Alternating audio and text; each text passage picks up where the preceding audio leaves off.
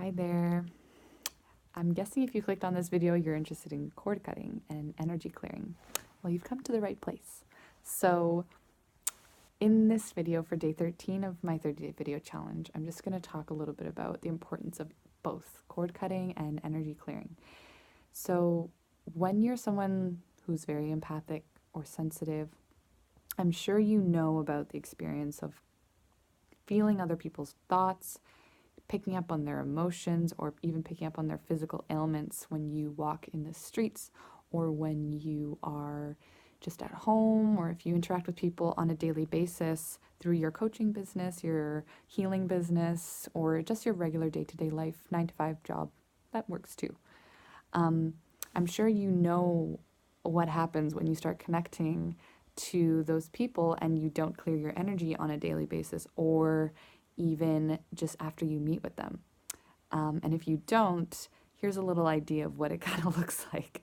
So, after you connect with someone, if there's been a cord that's been created, if you don't clear that cord, then it'll continue to kind of percolate and continue to go back and forth in a sort of telepathic way.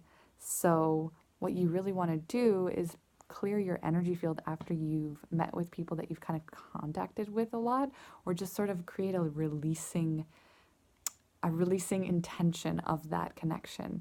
At least I'm someone who has to do this a lot because I'm very sensitive to other people, and I really just kind of open myself up to people when I talk to them. And I've learned obviously to protect myself a lot more with that so I don't get so overwhelmed and overburdened. And I also set boundaries if it's a really intense conversation. I just know when it's like, okay, this is not honoring of my energy or my time, or if this person's really not kind of tuning in, checking, is this person really on the path, or are they just coming here to be a victim and complain to me? Because that's a really important thing to distinguish between people when you're talking to them. But back to energy clearing and cord cutting. So energy clearing is very important for someone who's sensitive, or if you have a spiritual based business, or even just if you're opening up your energy a lot to people, because you can start to kind of collect all these people's ideas and thoughts and emotions and then have a hard time distinguishing what's yours and what's not. So clearing your energy with, you could use sage, you could use Palo Santo, you can even use, if you can't use these at home, which I sometimes don't because I'm traveling a little bit around, so I need to use my energy and my sort of intention and calling on angels and my guides and just God in general to kind of help with clearing that and grounding myself. Really imagining roots going into the ground and allowing all of it sort of to flush out of my system into the ground and being nourished back, and sort of just this relaxation, like relaxing my whole body throughout. It's a very helpful practice, and even just going to a tree or going to a park and touching something to get rid of the kind of EMFs or electromagnetic communication as well is really helpful. So, cord cutting, however, is sort of a different story. Cord cutting happens usually when you have a relationship that you've been in for a long time, maybe with an ex or maybe with your family, and you're needing to clear that energy because there's been this energy exchange that's been continuously the same. And it's just the same patterns happening over and over and over and over and over again. And nothing's changing, but you're changing, but the relationship and dynamic isn't. So there's obviously a cord, there's most likely a cord there that's still happening with certain old energies that are coming back and forth, and you need to start clearing that energy cord.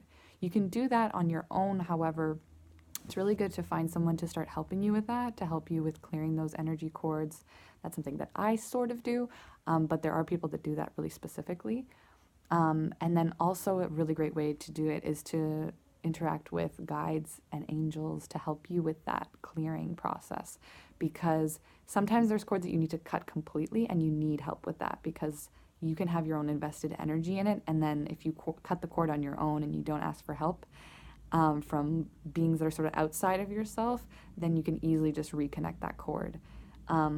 And sometimes it can be a really malicious cord and it's not very good. And sometimes it's a cord that just needs to be cleaned and cleared so that the relationship can move forward in a more loving and healing way.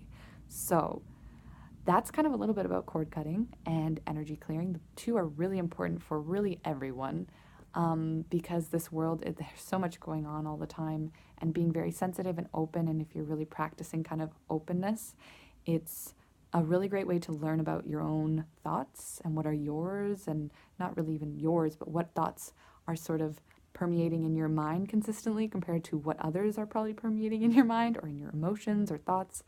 And just it just helps with kind of your own energetic maintenance, or your um, energetic clearing, which I guess I would talk about in another video because that's another like big topic about energy clearing. So energy clearing as a whole system, and like keeping your space really, really clean. So otherwise though, I hope this video helped, and I hope you found some great insight from it. And if you're having some major like thing with someone, call on the angels, call on your guides, and just ask for help and guidance, and just tune in to see what you need to do. Sometimes you'll be guided to someone, or sometimes you'll just be helped in that healing process. So yeah, if you have any crazy stories about cord cutting and stuff that happened afterwards, just comment below and let me know, because I love hearing those stories. Yeah, so have a great night or great day wherever you are, and I will see you tomorrow for day 14. Bye, guys.